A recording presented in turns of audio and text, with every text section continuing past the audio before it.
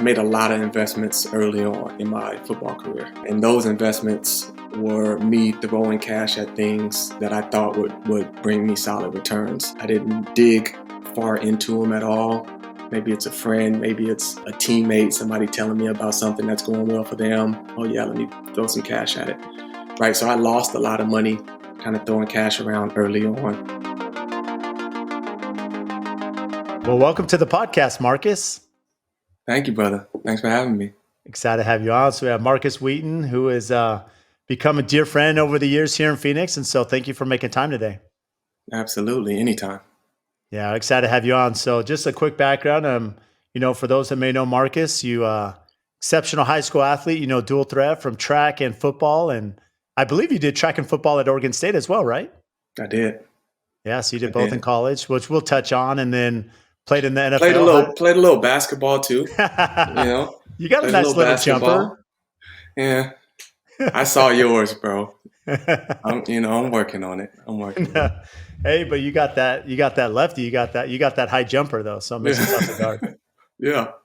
You still got some springs in those legs, so that's good. But yeah, so college athlete, you played in the NFL for a while, and now been building your professional career here in Phoenix. So excited to have you on, and we'll touch on that. I always have found it very interesting to bring athletes on, just because there's the entrepreneurship of being a professional athlete and how that correlates to business. You see a lot of very successful business owners that are former athletes, and whether it's confidence, communication skills, managing your portfolio, just so many things you have to do at a young age. And you're very mature, and most careers, especially in the NFL, don't last too long. So you have to think about chapter 2 pretty quick. And I'm sure for you that came pretty fast, as many athletes do. Absolutely. Came faster than I wanted it to, for sure. And when it did come, it was the transition was tough, right? Leaving football, and obviously had playing football all my life, right? Then have to transition into who knows what, right? One, it was finding something that I could put my time into, and then 2, something that I would have the same passion for, right? And commitment for. So the transition from football to the entrepreneurial world was a rough one for me. How did you, I know when you and I first met, you were very involved in what you're still doing now. You have a lot of investments, rental properties, flips. What kind of made you navigate towards the real estate and the construction realm? Real estate specifically, I was, after my second year, really my first year. After my first year, I signed a nice signing bonus, right? Had a lump sum of cash, and a year passed, and all that cash that I had was pretty much gone, right? So I had a lot of fun, too much fun, spent a lot of money, right? Did a lot of things, heard all the horror stories that, of people that lost their money and did the things I was currently doing, right? But it wouldn't be me, of course, right? I'm smarter than that. I'm better than that. And after that year, I looked back on it, and I had a computer and a Jeep, right? Mm-hmm. The Jeep that I bought and my computer, right? I didn't have anything to show for all the money that I had put out, had made and spent. So from that moment, it was a mad dash to kind of find assets to pump my money into. So I didn't spend it, and lose it. So from there, started researching, right, all these different asset classes, trying to find out where to put my money, where to park it, and real estate just kept showing up, right? And got into watching some Grant Cardone, some Uncle G stuff my brother was sending me, and from there, just decided to make some purchases. And I was moving pretty quickly. Started buying some small multifamily stuff out here in Phoenix. And the rest is history. So did you have any other mentors, or were you just kind of figuring out yourself through Grant Cardone and other, self-indulgence? Yeah, exactly that. Right. I'm on YouTube, I'm on podcasts, I'm reading books, My brother is 15 months older than me, so Mhm. we kind of put our heads together and um, just hit it full speed and tried to obtain as much knowledge as we could and um, tried to act on it as soon as possible, right? So just as fast as we were learning things, we were also acting on it and putting it into play. Well, it's interesting, Marcus, because your story, I think all of us can relate to some extent. I mean, very few people compete at a level that you did. I know me specifically, nowhere near, anywhere you did at athletic level. But I remember being young, and you don't think things are going to take a toll on your body, whether it's sports, whether it's physical labor, whatever it is. And now I'm, mid 40s, and you start paying the price for things you did 20 years ago. But when you're young, Mm-hmm. you're like, oh, I'm invincible. I'm going to be fine. Like you go in the Oh NFL, yeah. like I'm going to have a long career. Oh yeah. I'm a top athlete. Like I'm going to be here a long time. And you don't realize like how difficult it is to not only stay, how competitive that market is, but also the unreliability of contracts and everything else that plays into, how volatile the NFL is. Mm-hmm. Absolutely. Absolutely. And you are so, well, I can't speak for everybody. I was so naive to that, right? I'm going to get in there. I know I work hard, right? I Mhm. know there's nobody that works as hard as me. I know I could do this for a very long time. I know I can go get a bigger contract, right? And after that one, go get a bigger contract, right? Mhm. And from the success that I had growing up, right? There was no doubt in my mind that I will make, 100 million playing football. And I promise, I just knew I was the hardest worker out there, right? And then you get in the league, and it's like, oh, he works just as hard. He works just as and it's like, right? Reality starts to set in. He's just as good. He's uh, 220 pounds and can run just as fast as me, right? I'm not the fastest guy out, Mhm. right? And at that, I'm only 180 pounds, right? What am I doing that's unique? What can I bring to the table that he can't? Right? And then you see a lot of those guys coming through, and every year, right, new players are coming through. You watch these guys in college football, and they're freaking balling.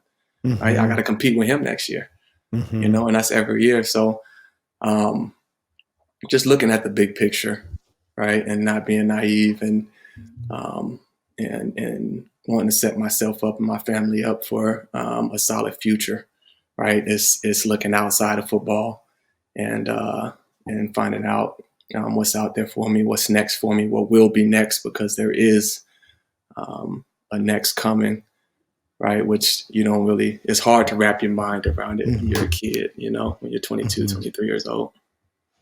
What's interesting, and I've never asked an athlete at your level this question, Marcus, but what I've always found interesting, I think in general, our education system doesn't do a good job for anyone. I remember being in Yeah. college; they never taught me how to manage money. Right? We didn't Mhm. speak about budgets and all these things when I came out of college. And I'm like anyone trying to figure it out, having kids, like how do you, but like it's very difficult. And I think a lot of people come out and let's say you have a salary position. Well, if you have a salary position or you have a consistent salary, you can budget, you can plan. What's really hard are people that are in sales, people that are commission driven, that money can fluctuate. If you're in real estate, for example, 1 month, you can have a great month, a few closings, and you can do really well. Next month, nothing closes, you get zero revenue. And so you kind of have this up and down ladder. And, understanding what that looks like over a year or a couple of years, and be able to navigate that, it takes a lot of consulting, expertise, pitfalls, mistakes made. For you in the NFL, maybe speak to this when you were, with the Steelers and then later the Bears and so forth. When you get a contract in the NFL, maybe speak to the audience that let's just say for easy math, your contract's $1 million. You're not being paid every week for 50 weeks, right? I mean, walk through what that looks like, how they're paying you over that structure and how you have to just manage that internally. Well, I mean, first there's taxes, right? Right. Start Yeah. there. So Yeah. that million isn't a million, right? 600,000. So it drops to Um, 600,000. there you Yeah. go. You got to pay your agent, right? That's Yeah. another 3%. So there's chunks that come off of that real quick, Yeah. right? And that big number looks good, but it's not that, It's not take right? home. Exactly. And coming in, you see that big number, and it's um, that big flashy number, right? And that sinks in real quick, and then you soon realize that it's not that. But then getting past that, uh, there's a signing bonus usually, right? Get that signing bonus, and then we get paid every week in the NFL. During the Some season, though, teams right? during the season, right? Some teams pay every other week. Some teams pay every week, right? So you can get a $40,000 check every week or $100,000 check every week. But once the season's over, here comes the off season, right? And those checks are done, right? And it's it's funny because you do. It's not funny. It's not funny, right? But you have guys that have a great time throughout the year, right? Throughout the season, and then the off season comes, and on the back end of that off season, money's gone, Yeah. right? And like I said, we're getting anywhere from what 50,000 to $300,000 checks, right? Depending on who you are Hmm. during the season, and then what 7 months later, It's six gone. months later, it's gone, right? And that's kind of what I experienced my first year. And rude awakening, right? I can't be that guy, right? So I had to figure out what to do with the money. So are they paying you during, like when you have preseason, you're not being paid? Is it typically week one when the season starts? So, I mean, season's typically ending in January unless you're in the playoffs. So January to September, is that typically the gap where no payments are coming in? Preseason, I think we got like $1,200 checks or Yeah, something like something that. small. Everybody got the same amount. Yeah, something small. So from game one, right, week one to week 16, 17 now, is when we're getting paid. Playoffs, everybody gets the same amount, right? And it kind of stair steps up the further you go into the playoffs, ending with a nice size check if you can go to the Super Bowl. But outside of that, nothing. There's endorsement deals and things like that, but as you can imagine, most of those are smaller for small time guys. Yeah, and plus, I mean, something to be said is you have the budget of, nutrition and exercise and strength training and personal trainers possibly and travel and, all the things that go into just, keep competing at that high level during the off season. And like you said, in school, you don't learn how to budget, right? So Right. all those extra expenses you just threw out, we Hmm.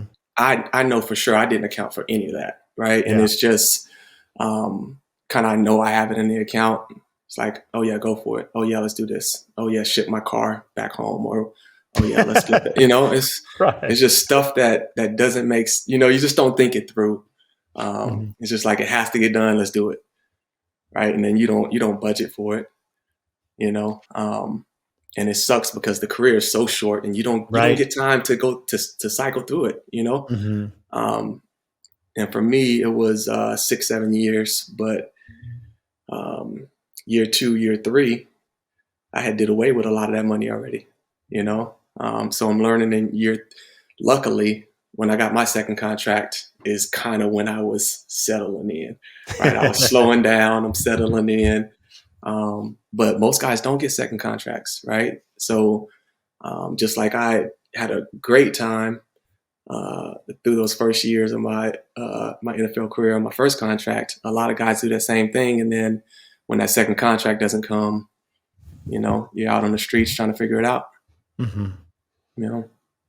Yeah, it makes it so tough. I mean, it's so challenging. How do from Marcus 1.0, Marcus 2.0? Okay, so you take that experience of kind of learning through the first few years of the NFL, you get your second contract, you kind of have, a good understanding of, budgets and how this looks. How did that play a role as you and your brother now are getting into investments and you're figuring out real estate and, we're looking at doing a feasibility study on this deal, here in Phoenix, and what does it cost to invest in it? What's going to be the carry? What's my interest and cost going to be? Then how can I sell it?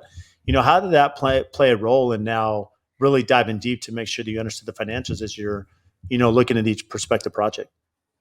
I think kind of set the tone for me in business, right? One thing is I avoided partnership like the plague early on, right? I didn't trust anybody with the money, right? I'm Hmm. gonna buy this real estate, I'm gonna park it right there. It's gonna appreciate, it's gonna pay me cash flow, right? Grant Cardone said this will work, so I'm gonna do it. And then, right, then the school of hard knocks, right? I learned quickly that is it is complicated, right? It's complicated. So I bumped my head a ton. And like I said, I acted quickly. So I dove in deep in. And it was like, oh, what is this? Why is this happening? This isn't right, right? And then it's like this each deal is unique, right? So I'm learning that throughout the process. Um, but I think that me getting my feet wet by myself and learning and bumping my head by myself and still losing some money, right? I lost some good money investing in some properties, but I learned a ton, right? And I still had those properties. And then, you know, 2017, 18, 19, you almost couldn't miss, right? Everything was to the moon. So I was protected in that. So when I was transitioning into more entrepreneurial type things, um, I felt like I had a good grasp of business, right, and how to operate.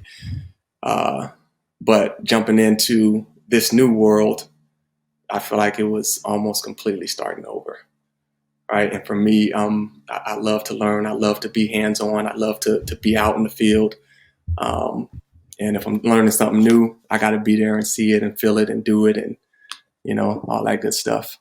Um, I don't know if that answered your question. I went off on a little tangent, but whatever. No, you did. What do you feel was the most eye-opening part of real estate when you got into the investment arm? Um, the most eye opening was that um, everything that I read in the books, it didn't happen how they said it would happen in the books, right? And I figured that since I read a book or listened to a podcast or watched a YouTube video that I knew it, right? I was that guy. I know how to do this. It makes sense. It'll be easy, right? It'll be easy. And it was far from that. Um, at the same time, I, I wasn't afraid to fail, but I did expect it to be easy reading Mhm. and listening to the YouTube videos and the podcasts and all that good stuff. Um, and what I realized is outside of football, trying to make money is not easy at all. I don't care what you're doing; it's not easy, Yeah. right? Um, that's what I realized, and then it's just about um, enjoying what you do and being passionate about it, and right, all those things that I took into football and I learned when I was a kid and kept me going in ball are the things that kind of carry me today. And you kind of alluded to this. I mean, you mentioned that, the competitiveness of ball and maybe speak to this aspect too. I think it's pretty rare to have someone, at least at a D1 college level, to do two sports. I mean, anyone that, is an avid football fan of some extent, with college football, you're traveling, you have media, you have, film, you have workout, you have classes, I mean, it's really hard to stay on top of your coursework, right? Just as a Hmm. college student, when I was in college, it's hard enough. And I'm like, friends that are athletes, I don't know how they did it when you're on the road half of the fall semester. Yet you're doing track as well in the spring. How do how do you feel that just helped you now in life? Because now you're married, you have kids, you have business, all these different things that you're balancing. How did that, play a role early on in your career to balance, two sports while being in college and trying to understand that work life balance? Um, honestly, I don't. I feel like I still struggle, right? And I looking at what I did in college, right? I could have focused in on football. I could have left track alone. I could have locked in on football and stayed with that. Um, but I like to compete, and I'm easily distracted. You know, so and I it's something I actually struggle with, right? And if they would have let me play basketball, I would have played basketball, right, in college. But even till this day, I'm easily distracted, and I see something shiny. I'm like, I could do that. I could learn that. I could pick that, you know. And I got to reel myself in constantly, right? Same with the family, right? I get caught up in something, and my wife has to drag me out of the office, right? And then once I get out, I'm like, you're right. You're right. I got to spend time with the kids. And I enjoy all that stuff, right? I enjoy spending time with the wife. I enjoy spending time with the kids. But when I get locked in on something, I'm locked in. I could be in here till 2 a.m., right? trying to get some things done. And yeah, I think it is a problem, a little problem that I have. You know, Well, I'm working I on it. well, I think all of us can relate that shiny object syndrome. I mean, I think it's very common in entrepreneurs. Especially like if you have an alpha mentality, you're very competitive. That hunt and kill. That sales structure. It's going to continue that pursuit, and it's easy to I want to say put your focus in the right place, but you kind of focus on something until you can conquer it. I mean, that's what's led to your success to this point. Hmm. Yeah, absolutely, absolutely. And I'm overly competitive. Um, Overly competitive. Like even going in the gym with you guys, I tell myself like, just chill, just have fun, just chill and have fun. You I've know. seen you lift. I'm not going to the gym with you, Marcus. I've seen you lift. I've seen some of the exercises you do. I know where to call it quits. Oh man, we got to get in there together. I've been peeping. I see you hit 225 like 10 times. So Finally. hey, that's impressive. That is impressive. Good work. But I know how competitive. I mean, fortunately, for those listening, I mean, Marcus and I mean, I've been able to play basketball with you, golf with you. We just went out golfing not too long ago. And, you can see that competitive drive, that focus and attention. I mean, it's, one thing I know you and I have spoken about, and even when I had Prince on, um, I feel very fortunate, having been able to be around professional athletes, because something that I've noticed that I've always taken from them is, their attention to detail, their ability to focus is unlike anything I've ever seen. And, I've seen that whether in sports, I've seen that in communication. Um, and it's something that I've tried to like somehow instill in me, because I can relate where I can get distracted easy, I can lose focus. And yet, athletes that achieve at that level, like they have a unique ability to really focus, and you do that, and that competitive edge is unlike. I mean, there is a reason you made it to the level you did. I mean, that's what sets you apart, Marcus. Absolutely, I agree. Um, I feel like it is the competitive edge. It is the competitiveness, the competitive nature in you um, that wants to win. Right? It's like what I mean. Then there's defining what winning is, but it's the competitive nature in you that wants to win, wants to succeed, right? And through that is the obsession, right? Um, and locking in and focusing and everything that comes with it. Absolutely. Can you be competitive and beat Prince in an argument though? No, no, no. I don't got the time. I don't got the time. Prince.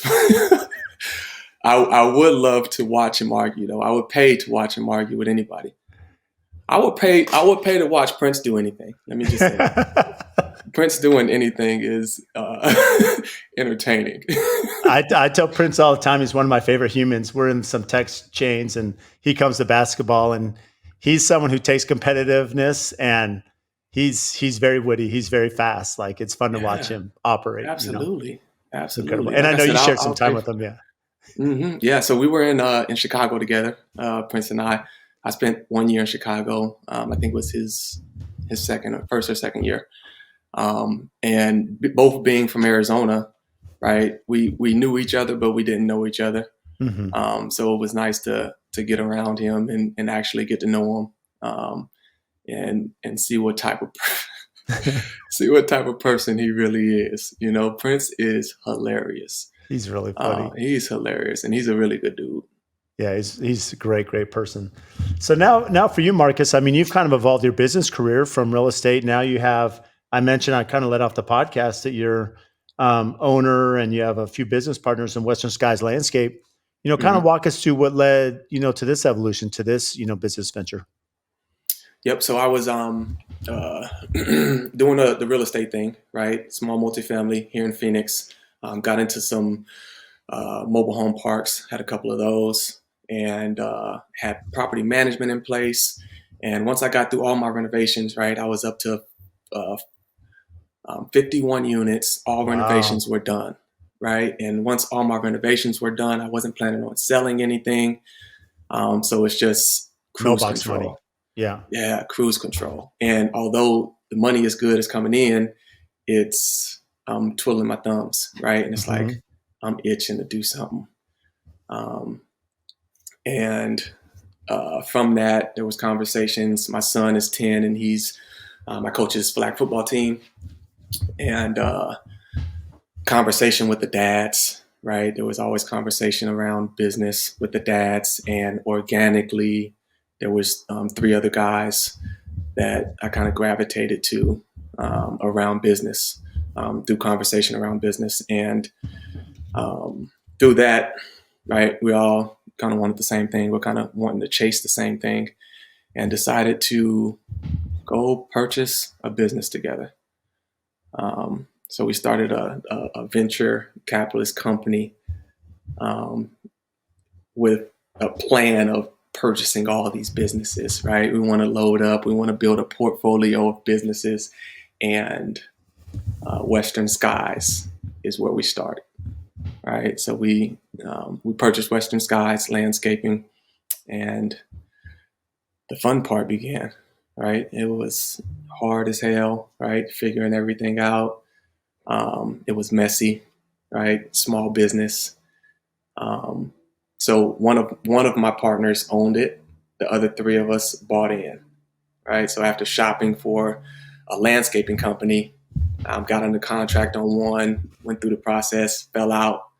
We all turned in on Vince, who was the owner, and ended up Western Skies, buying into Western Skies. Um, so we get that going. We build out a maintenance division, right? We have a construction team. Um, the maintenance team is sucking cash from the construction team, right? So it's just figuring out how to operate this thing. Where are we going? Where is our kind of our North Star, so we can start working toward it. And yeah, just started building from there. So when you look at that, I know early on you mentioned when you first got into the real estate, there was a hesitancy to go into a partnership, whether it's financial or trusting, some of the assets you had built over time. Going into it now, again, more seasoned in your career, business mindset, how did that look going into a partnership? Did you have any reservations, going into, the first venture of Western Skies? Um, I'll preface this by saying I made a lot of investments early on, right? Early on, meaning in my football career, Hmm. right? And those investments were me throwing cash at things that I thought would bring me solid returns, right? They didn't come with education. I didn't dig far into them at all. Maybe it's a friend, maybe it's a teammate, somebody telling me about something that's going well for them. Oh yeah, let me throw some cash at it, right? So I lost a lot of money, kind of throwing cash around early on. Led me to the real estate, right? I can do that myself. I can learn it. I know it. I trust it. If I do lose money, right, it's on my own time, right? Um, and then getting here uh, to where I'm ready to partner, it happened organically, right? And it was me spending time with these guys, getting to know them as people. Um, I saw what type of people they were, right? I saw that they all had good hearts. I saw that they all were good husbands. I saw that they all were good fathers. Um, and then at the same time, they wanted what I wanted, right? So we could chase that together. So it made a lot of sense because it was so organic. When before it was a friend of a friend, right?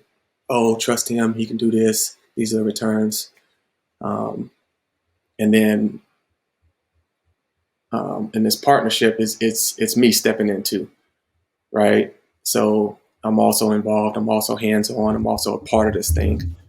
So it just made a lot more sense for me, and um,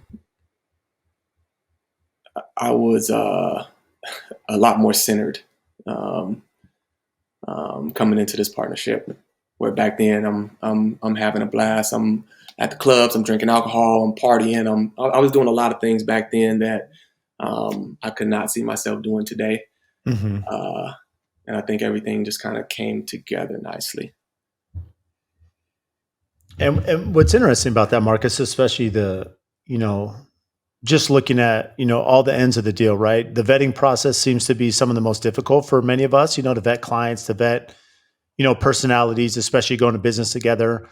And then, after the vetting, what you've done, a lot more seasoned, you understand what you're looking for. I mean, you mentioned that, the partners, good fathers, they have similar goals as you, good husbands, and which are all criteria, right? To know that you can have a good business partner at the end of the day.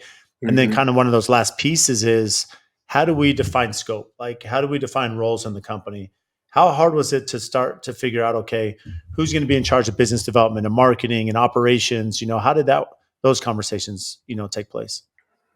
So as we were kind of putting the thing together,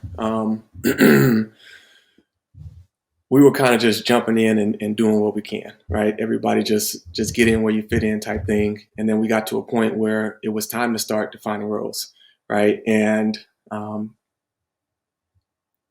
we had a conversation, and we all kind of tried to individually point out the strengths of each partner, Mm-hmm. right? So I'm telling him what I think his strength is, him what I think his strength is, and we went around the table, right? Everybody's pointing out the strengths, and after doing that, right, and taking notes on that, we tried to categorize or put people in boxes that made the most sense.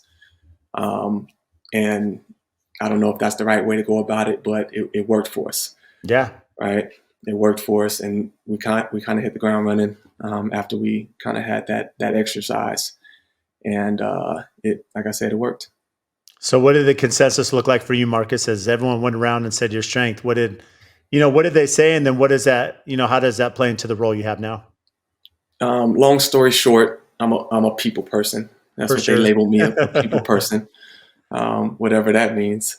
You build And relationships, you're very personable. Like, very few people can mhm. go up and make an impact, on the first, impression as you do. So, Yeah, thank you, thanks, Brad. Uh, no, but people person. So that moved me into the kind of business development, um, building relationships, right? And as you know, this thing is all based around Mhm. the relationships, and that's something that we take pride in, and we think that that's the strength of our business. Is the relationships with the clients, with the builders we work with, whoever it is. We try to make that a priority. So outside of doing a project, we do try um, to build on the relationship that we have with either the client or the vendors, right? Our suppliers, everybody, everybody involved. We try to build relationships with and nurture those relationships. And, walk us through the scope. You mentioned that you guys have an install division, right? So you're doing ground up landscape. What is the full amount of Hmm. landscape? And you have a maintenance division too. So walk us through just as far as new construction goes. So we actually sold our maintenance division. Okay.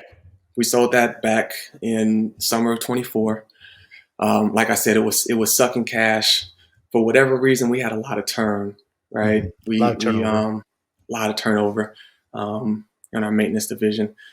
A lot of mistakes, right? A lot of turnover, lower level skill, Mhm. right? So it's um, kind of closer to minimum wage, and right, no call, no shows, all those good things Mhm. were happening.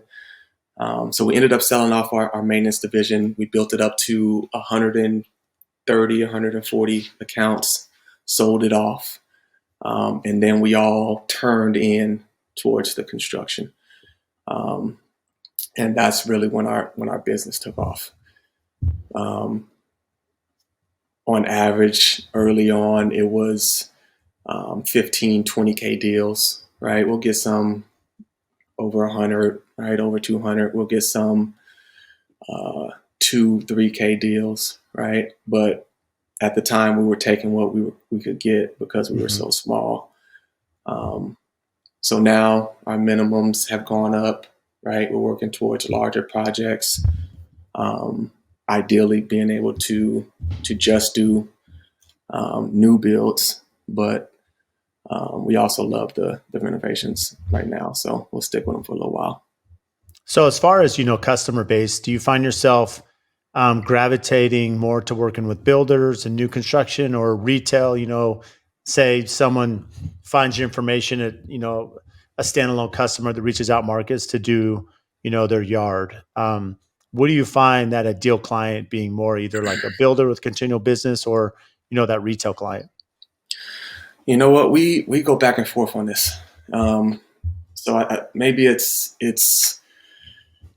us not kind of establishing, like I said, that North Star and driving towards it. But I think a couple of us love working with homeowners, right? Hmm. And then a couple of us love working with builders, right, that have consistent projects coming through. Um, for me, I love both, Hmm. right? I love the relationship that I get to build with either the builder and then same with the homeowner. I think it's more fun to connect with a homeowner, right? They're more passionate about it. They're more connected to the project. They're more emotional about it, um, and you can feel that in conversation, right? Whereas with the builder, it's a project, right? It's another project. There's no real emotion in it. It's business. So again, I'm open to both, um, but I'm leaning towards working with the homeowners. I love that. So I'd imagine though, I mean, to your point, if you're working with homeowners that you are involved in the design too, that there's a design element to the company. I'm doing a few things. I'm out doing estimates. Hmm. I'm helping with designs and then business development. So with everything working perfectly, I get to do business development full time, right? With us being a small company and still um, needing some support in certain areas, right? It's all of us helping where we need to help, right? And for me, it's kind of backing Vince up when it comes to estimates and design work, and that's where I get to step in and work with, meet the clients, go through the project, right? Go through all their wishes, right? They throw out all their ideas, and we get to dream a little bit, right? I love stepping out into the yard and hearing them dream, right? And Hmm. I try to get it out of them. Like, come on, like let me hear. What are you thinking? What's the ultimate goal, right? And then from there, if we need to dial back, we can reel them in a little bit.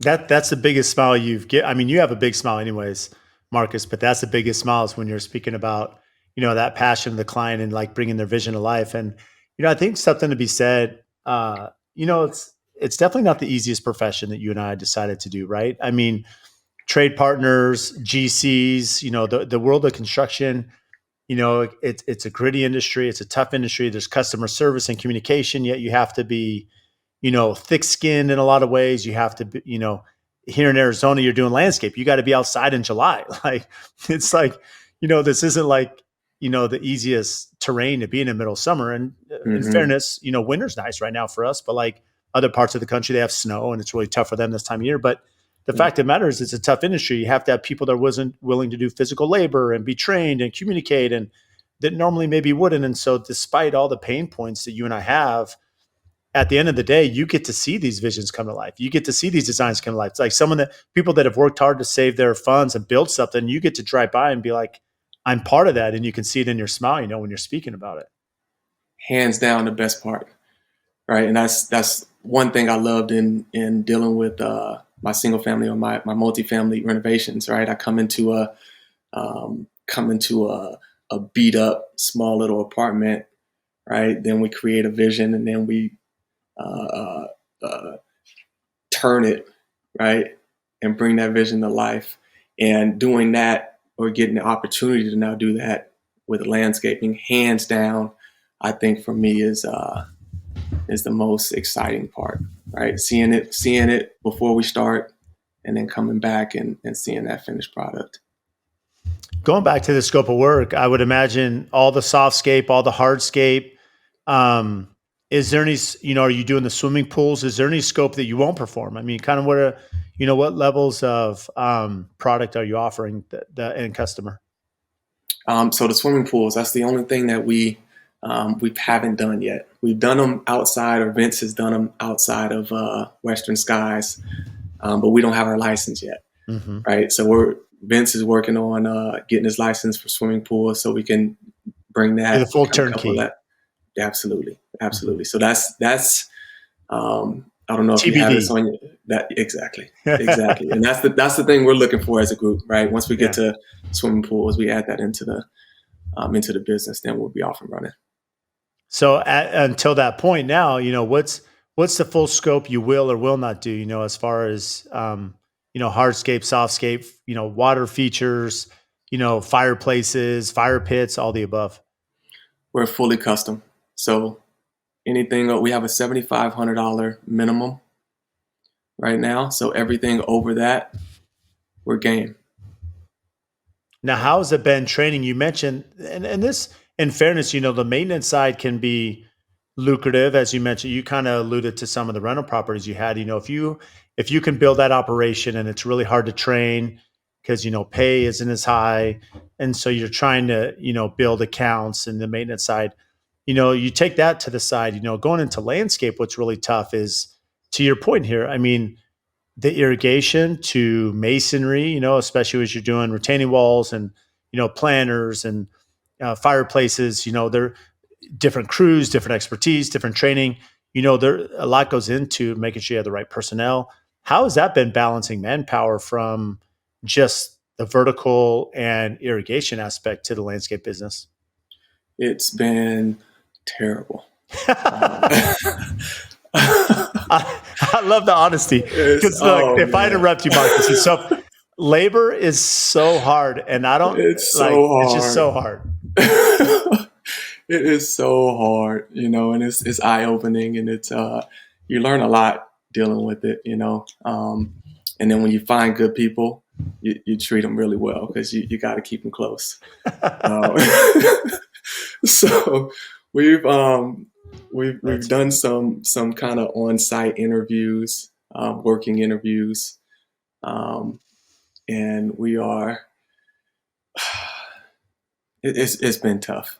We found some really good talent, and as you know, each project is so unique, right, or can be. So as we get to these new projects, more unique, more complexities, more whatever it is, and we feel we have to go out and find new people to perform or to help us perform or to help us complete whatever it is. I feel like our reach continues to grow. Our company continues to grow. And we don't know what we're missing. I feel like until we come across something usually. And then from there we turn in and kind of bring our minds together to reach out or bring our reach, together to find what it is that we're missing. and going back to, you mentioned, I think you had 51 units, right, that you had Hmm. renovated. Those are complete. Yep, It sounds like you're still holding on to those as well in the background. absolutely. Yeah, absolutely. Any plans to Um, expand that personal venture that you had? yes, I would love to add to it. Right, I just want to grow that and let it cook. Um, so, I mean, the goal for me was 300 units before I got sidetracked. Now I'm over here working in Shiny landscape, object. but shiny, exactly. But the goal was 300 units. I think the goal still is 300 units with these companies on the side to help me get there. It's amazing. And with, the projects you have, because you're not selling them, you're not flipping them, you're keeping those, you're holding them. There is a property management aspect to that. Who do you have someone in charge running that, or are you running that? I have property management in place. Yep. So we work together. I'll meet with her once a month. We'll go out and have brunch once a month and go over details there. Looking back at the investment side, and I know it's great because you can diversify. And one thing I'll give you credit, Marcus, is there is some fairness to the shiny object syndrome, right? That we all have, that looking at the Yeah. different opportunities. But at the same time, there is a lot of value to diversification, right? You don't have all your eggs in one basket. If something were to happen, again, not to get too much in your finances, whether these are, you own these outright or you have interest rates on them or loans or whatever. I mean, the reality is you're diversifying your assets, your focus, your energy. And it just, as the economy changes, as things pivot, you know, you never know how these things pan out. That you have the option to either bounce and put focus here and move it here, depending on what the economy does. Um, how does that play a role now in looking at maybe some other investment goals you may have personally? You mentioned 300 units is out there. Is that something you're going to continue to do? No question. No question. And like you said, I like to see these kind of balancing each other out. I love this end of it, working with the landscaping company, because I'm more hands-on and it gives me something to chase day to day, right? And currently, because the business is so small, it is all of that. Right? It's pretty much a full-time job for me. And then once we build this up and pull ourselves out, hopefully we can dive right into the next thing and work on building that up, to do the same thing, all with the properties cooking in the background and growing in the background at the same time. Well, and you mentioned with Western Skies, this was the first step, with the partnership, the venture capitalist group you set up. You're working on the swimming pool division that's going to be starting. Do you Mm-hmm. have a desire to get into some of the other trades, trade partnerships that are out there? I want to get into everything. You already know. Yeah. I see something and I'm like, I right? could do that. I pay for something. When I pay Yes. for something, I'm like, Yes. he's making that much money. I wonder how much is profit, and it's like, Yeah. then I want to dig into the numbers. I want to talk to them, and then I'm building relationships there, right? Just getting in everybody's business, of course. But I don't think there's much I wouldn't want to get into, Brad. If I'm being honest with you, I love the trades. I think that I think that my group, my leadership group that I'm with, is extremely knowledgeable when it comes to business in general, and I could see us, kind of attacking anything. So when you speak to the leadership group, is this separate or is this the group that you formed together to do Western Skies? Yep, the group we formed for Western Skies. Yep. Yeah. So what's interesting is, maybe this is a little bit on my soapbox. Truth be told, I went to college, did construction management in college.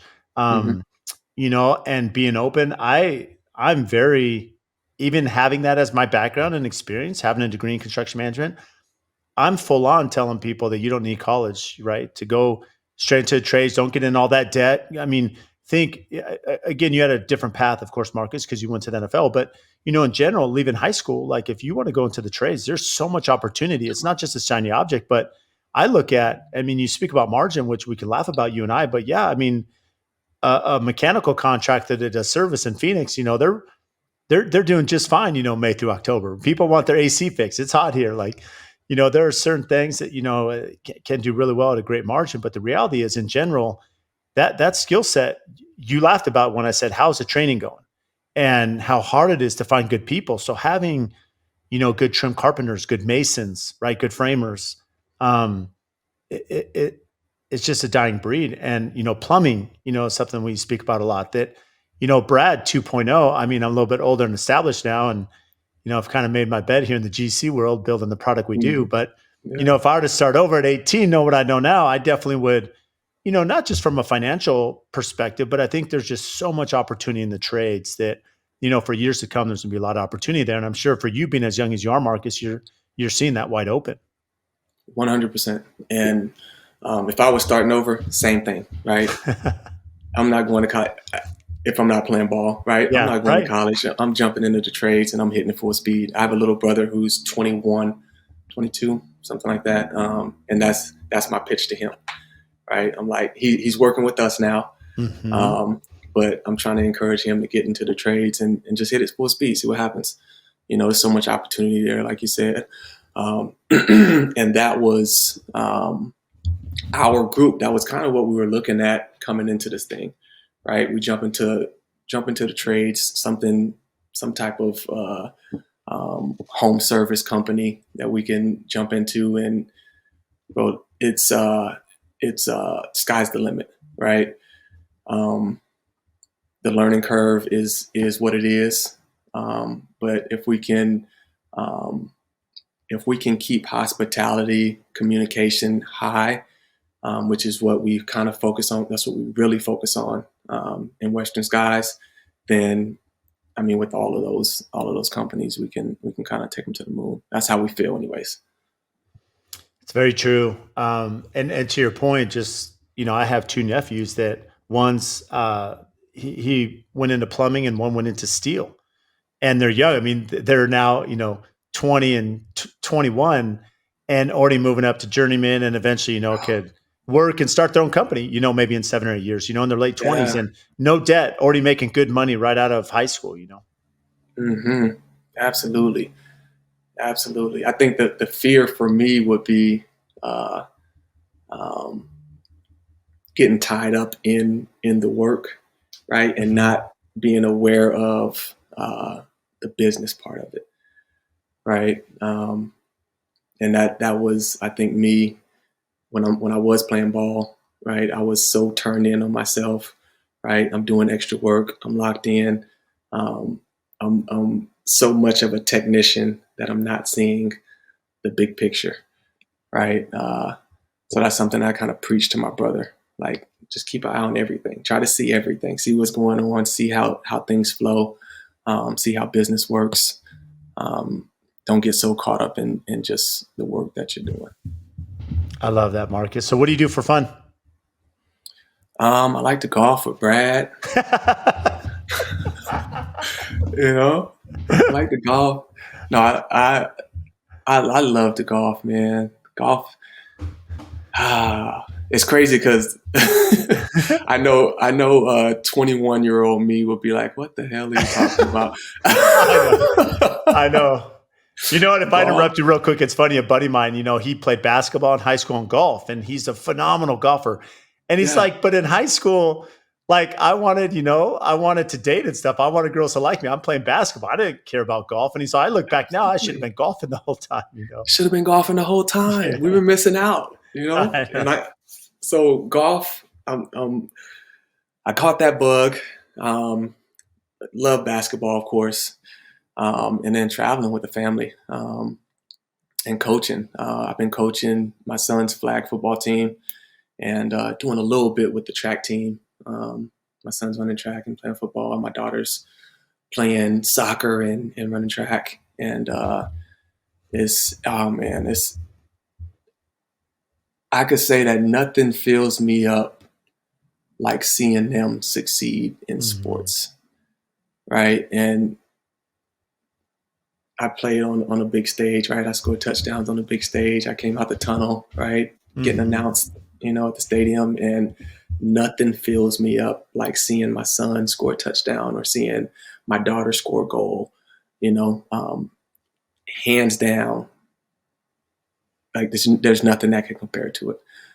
So as much of that as I can get, I'm here for it. So um, I will not miss any sporting events with my kiddos. Yeah, it says a lot about you as a person, Marcus. I mean, it shows. So, and that's why, you connect and you're in charge of business development. I mean, that's just who you are. So again, want to thank you. I know you're busy making time. You have these business ventures, kids, as you mentioned, coaching, so many things. Before we close, what's the best advice you've been given? Um, if we're talking business, just focus on the systems. Be kind of more systems dependent than people dependent in business, um, and that's something that I try to keep reminding myself of. Well, it's amazing. Well, Marcus, nothing but success. I know for those listening locally, reach out to Marcus and Western Skies, and you do a phenomenal job. And just appreciate you coming on and making time and for the friendship, Marcus. Yes, sir. All love, brother. Thanks for having me. If you get value from the show, please support us by giving a 5-star rating and review on whatever platform you listen to. And I also have a favor to ask. We've had some incredible guests that come on and share their wisdom, their knowledge about their business. So if you have friends or family members that could benefit from those episodes, please share it with them, as well as any other business owners that you're networking with that could get value from the podcast or certain episodes. Please share those as well. Again, subscribe, make sure you're following. Any questions that you have, topics. We've had listeners reach out about certain guests that we should have on the show. Again, brad.l@aftconstruction.com. Email me for topics to address, guests that we should have on, and even if you think you'd be a great guest for the show. So again, thank you for all your support, and we'll see you next time.